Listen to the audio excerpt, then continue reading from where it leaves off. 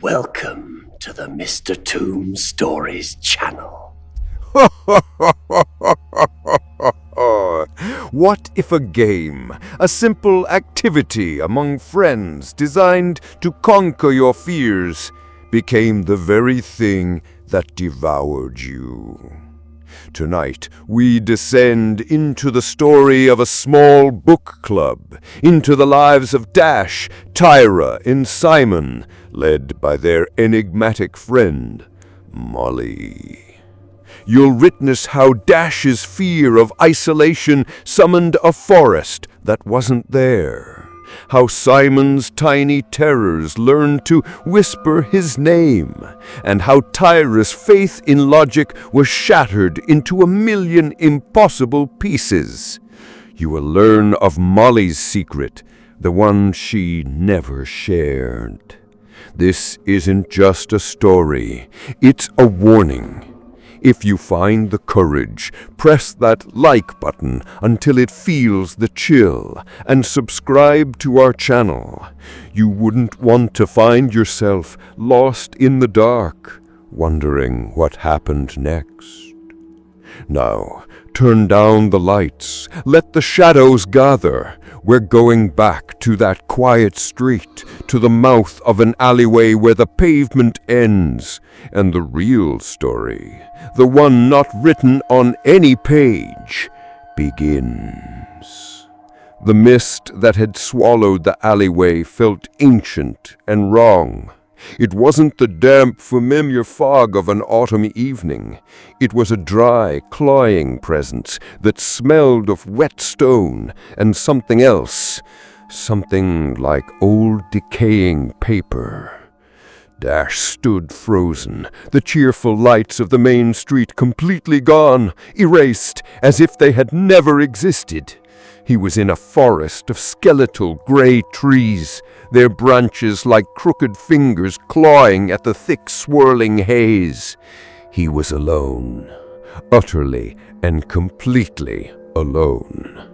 The fear, the one he'd confessed so cavalierly in the safety of the book club, was no longer a hypothetical concept. It was a physical weight pressing on his chest, a cold dread seeping into his bones.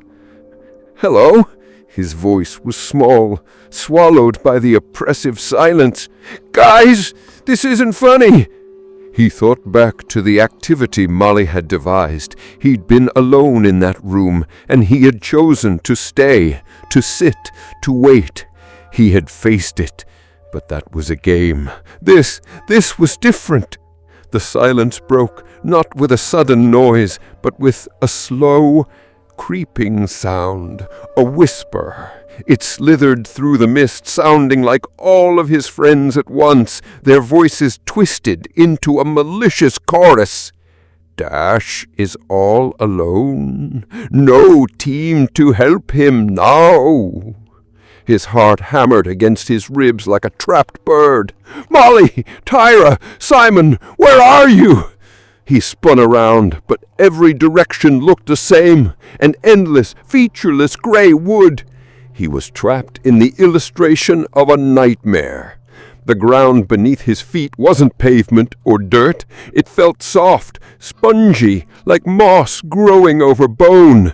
He took a hesitant step, then another. The mist swirled around his ankles, cold as a grave.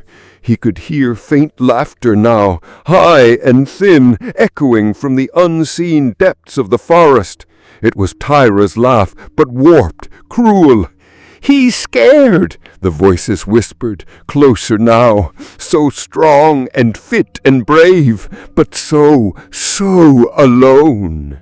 They were throwing his own words back at him. Panic, raw and primal, threatened to overwhelm him. He wanted to run, to scream, to bolt blindly into the gray abyss. But the memory of the book club exercise held him fast. You stayed. You didn't run. It was a ridiculous anchor in a sea of insanity, but it was all he had. "I'm not running," he said aloud, his voice trembling. "I'm right here, waiting." He squeezed his eyes shut, expecting the mist to condense into something horrible, for a hand to grip his shoulder. He stood there for what felt like an eternity, his body rigid with terror, listening to the mocking whispers swirl around him. Then, as suddenly as it began, the cold faded. The smell of decay was replaced by the familiar scent of asphalt and exhaust fumes. The whispers died. He opened his eyes. He was standing at the entrance to the alleyway, the frappe shop visible just down the street, its neon sign casting a warm, comforting glow. His friends were still walking, just a few paces ahead, Tyra laughing at something Simon had said. It was as if no time had passed at all. He stumbled out of the alleyway, his breath coming in ragged gasps. "Guys!" he called out. They turned, their expressions shifting from amusement to concern. "Dash, what's wrong? You look like you've seen a ghost," Tyra said, her perfectly shaped eyebrow raised. "The alley, it changed. It was a forest. There was mist and voices." Simon adjusted his glasses, his analytical gaze sweeping over the perfectly normal, brick-laned alleyway. "A forest, Dash. Are you feeling all right? Perhaps a momentary lapse in blood pressure, or a mild hallucination brought on by the atmospheric pressure change." "No, I'm not crazy. It was real. I swear it," Dash insisted, his voice cracking. He looked at Molly, hoping for some flicker of understanding, she who had created the game that mirrored this horror. But her expression was one of simple, earnest worry. Nothing more. "Maybe we should get you that frappe. You're probably just shaken from the activity earlier." Dash let them guide him to the shop, but he couldn't shake the feeling. As he sat down, he felt a sharp sting on the back of his hand. He looked down. There, etched into his skin, were 3 long parallel scratches, red and angry, as if he had been dragged through a thorny bush. The scratches were only the beginning. The story, it seemed, was not finished with them. Simon Hatterfield was a man of logic, of patterns, of observable phenomena. What happened to Dash was, in his professional high school nerd opinion, a stress-induced psychotic episode. A fascinating case study, but nothing more. His own fear, the irrational terror of small, menacing things, was just that, irrational. Chihuahuas were annoying, not terrifying, and the pixies from the book were fictional constructs until they weren't. It started subtly. A week after Dash's episode, Simon was in his bedroom studying for a physics exam. He noticed a moth fluttering erratically near his desk lamp. Annoyed, he shooed it away, but it kept returning, its wings beating against the bulb with a rhythmic tap, tap, tap. He finally managed to trap it under a glass, intending to release it outside. As he looked at it, its wings pressed against the glass, he felt a jolt of ice in his veins. The intricate patterns on its wings, they weren't random. For a fleeting second, he could have sworn they formed a tiny, screaming face. He shook his head, rubbing his eyes. Pareidolia, the brain's tendency to see patterns in random data. He released the moth and forgot about it. The next day, he found a spider in his sink, a common house spider. But as he went to wash it down the drain, he saw it wasn't moving randomly. It was scuttling in tight, deliberate circles, leaving a faint, wet trail on the porcelain. He leaned closer. The trail wasn't just a line. It was a word. A single shimmering word. H-I-M. Simon recoiled as if burned, his heart pounding. No, it's not possible. He blasted the sink with hot water, watching the spider and the impossible word vanish down the drain. The incidents grew more frequent, more undeniable. A swarm of gnats outside his window seemed to hover in the shape of a leering eye. He'd be reading, and the very letters on the page would seem to squirm and rearrange themselves for a split second, forming mocking phrases. "We're here. We're watching." The breaking point came on a Saturday morning. He woke up to a scratching sound at his window. He sat up, his blood running cold. On the outside of the glass, dozens of beetles, their carapaces gleaming black in the morning sun, were crawling over each other. They were arranging themselves, forming a complex, moving sigil that pulsed with malevolent intelligence. In the center of the sigil, more beetles were clustered together, forming two distinct words. "You're next." A strangled sound, a half-scream, half-groan, escaped his lips. This wasn't pareidolia. This wasn't stress. This was real. This was the illogical horror from the book made manifest. His carefully constructed world of reason was fracturing, and in the cracks, tiny, terrible things were crawling through. He stumbled back from the window, tripping over a pile of books. His eyes darted around the room, and he saw them in the dust motes dancing in the sunbeam, in the grain of the wood on his floor, in the static on his turned-off television screen. Tiny, malicious faces, all staring at him. He let out a long scream, a sound of pure, unadulterated terror. Tyra Nolan prided herself on being grounded. She was the anchor of reality in their quirky little group. Dash was overly emotional. Simon was lost in his own intellect, and Molly lived in a world of stories. Tyra lived in the real world, a world of cheer practice, social hierarchies, and tangible facts. Dragons aren't real. Pixies aren't real, and her friends were cracking under pressure. She tried to be supportive, but their stories were getting ridiculous. Dash's phantom forest, Simon's supposed insect conspiracies. It was textbook mass hysteria, probably triggered by Molly's creepy book club activities. "You guys need to chill," she said during a phone call with a frantic Simon. "They're just bugs. You're just tired. Get some sleep." Her reality began to fray at the edges, not with a bang, but with a quiet, maddening glitch. It started with her phone. She'd get notifications for text messages, but when she checked, there would be nothing there. Then she started receiving texts from her own number. They were single, illogical words. Fantasy, unfazed, unfazed. She dismissed it as a network error, a weird bug in her phone software. Then her reflection started acting up.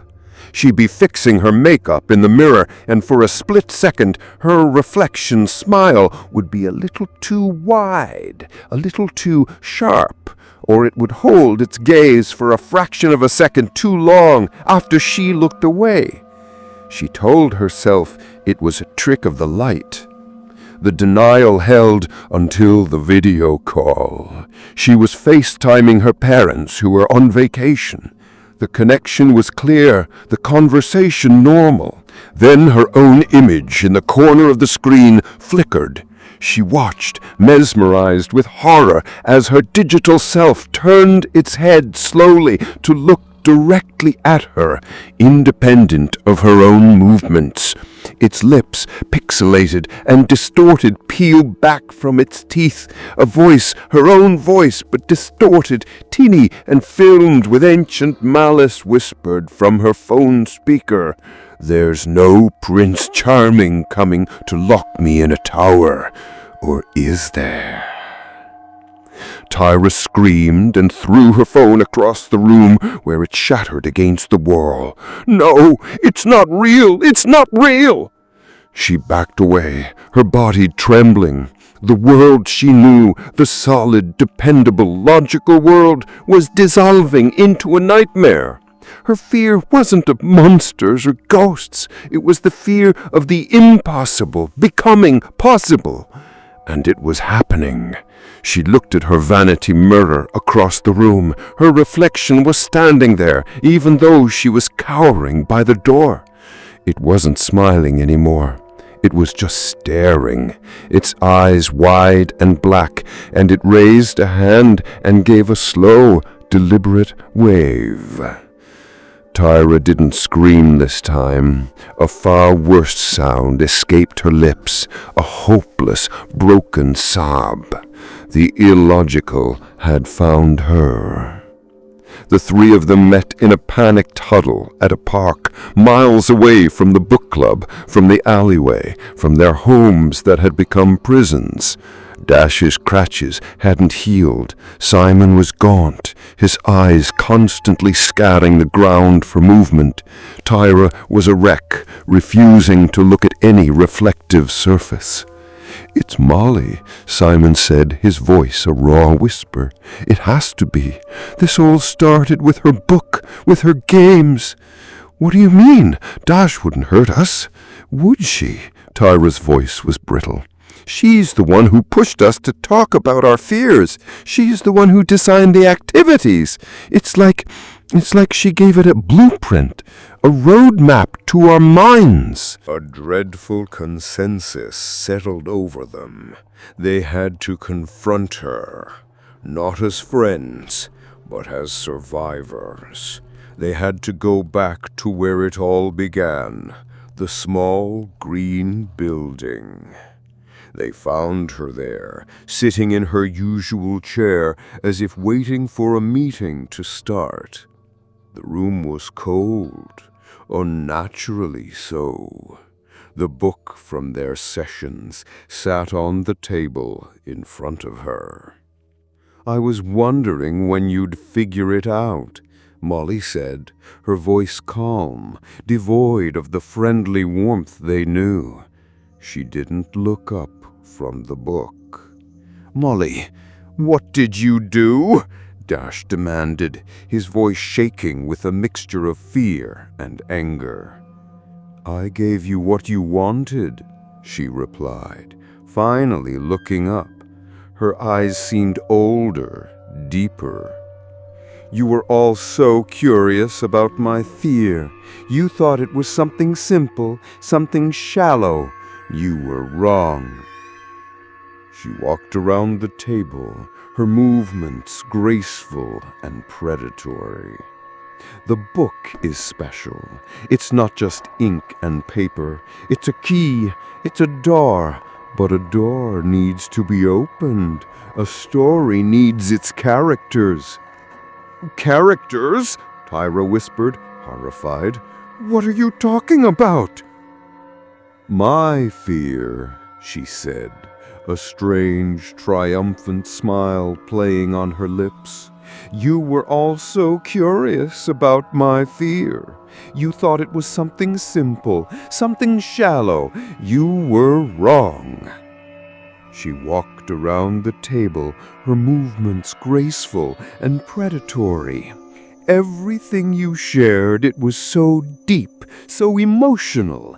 Dash, your fear of being alone. Simon, your terror of the small and insidious. Tyra, your desperate need for a world that makes sense. My fear was being forgotten, being ordinary, being a background character in my own life." As she spoke, the air in the room grew thick, heavy like the mist in Dash's alleyway. The shadows in the corners of the room seemed to deepen, to crawl, to coalesce. "This book," she said, her eyes glowing with a faint, unholy light. "It doesn't just tell stories. It collects them, it feeds on them, and it gives power to the one who provides the meal. I didn't want to be a footnote. I wanted to be the author." "Molly, please, stop this," Dash begged. But it was too late. The entity she had been feeding, the thing that lived within the pages of the book, was manifesting. The room began to warp. A thick, gray mist boiled up from the floorboards, swirling around Dash's legs, whispering his name. For Simon, the floor became a moving carpet of shadow insects, shittering and crawling over his shoes, their forms shifting between beetles, spiders, and tiny pixie-like humanoids with needle-sharp teeth. For Tyra, the world turned upside down. The chairs slid up the walls, the door appeared on the ceiling, and the laws of gravity became a cruel suggestion. They were trapped, each of them locked in a prison built from their own deepest dread. Molly watched, her expression ecstatic. It's a perfect ending, don't you think?" Then a new voice entered the room. It was not Molly's. It was not her friend's. It was a dry, ancient whisper that seemed to come from the book itself, a sound of rustling pages and dying breaths. "You promised them to me, author." Molly's ecstatic smile faltered. "Yes, they are yours. Their stories, their fears, they will feed you forever." "A story requires balance. The characters are bound, the narrator is bound, and the author must become part of the tale." The triumphant look in Molly's eyes turned to sheer, comprehending terror. No, that wasn't the deal. I'm in control." "You were never in control. You were just the pen." The book on the table flipped open, its pages turning wildly in a non-existent wind.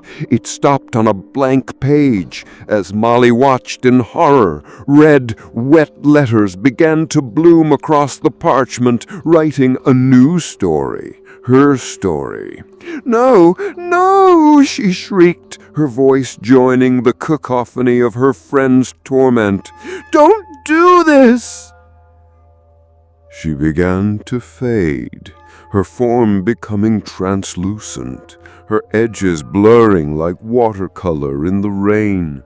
Her solid reality was being overwritten, recoded into narrative. The last thing Simon saw before his world was consumed by chittering darkness was the final sentence appearing on the page. The last thing Dash heard before the mist silenced him forever were the final damning words. The last thing Tyra understood before her logic was ever after shattered was the nature of the trap. The little green building stood silent. The room was empty, save for one book lying on the floor. It was open to the first page. The page read, "Molly Stevenson skipped along the street, book in hand, humming her favorite song. This afternoon was another meeting of her book club. She loved book club, not just because she was the one to start it all up again." So the story ends where it begins. Or does it? Is Molly trapped in a loop, forced to relive her story forever as its silent, imprisoned author? Are Dash, Tyra, and Simon still screaming in their personal hells between the lines of each page? Or was the whole thing just a tale written in a very, very old book, waiting for its next reader? Look at the books on your shelf. Think about the stories you love, and ask yourself, which one would you be willing to live inside? And more importantly, what is your greatest fear? Let me know in the comments below. I'll be reading.